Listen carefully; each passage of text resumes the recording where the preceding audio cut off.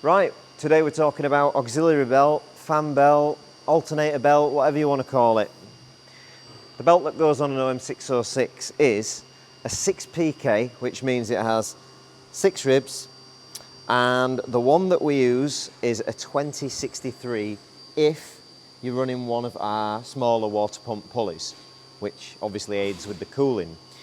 If you're not running one of these pulleys and you're running normal size, you want a 2080 belt, and they are both for non-air conditioning. We never use air conditioning on any of our builds, so sorry, I don't know the size of the air conditioning version off the top of my head. Right, the next question is that everybody Googles is which way around and how does it fit? Well, let's have a look. Right, so the easy way to remember it is it goes backwards around this tensioner.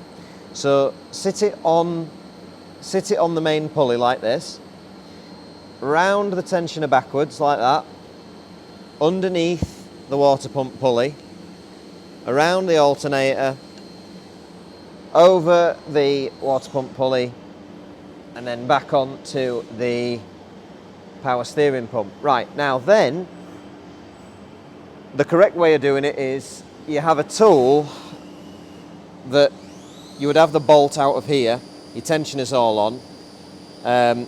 You would have a tool that slides in the top of here, right? So once you've got your belt on, the springs slack, make sure it's hooked on at both ends. Make sure you're not using something with round ends that's going to pop out and blow your eye out.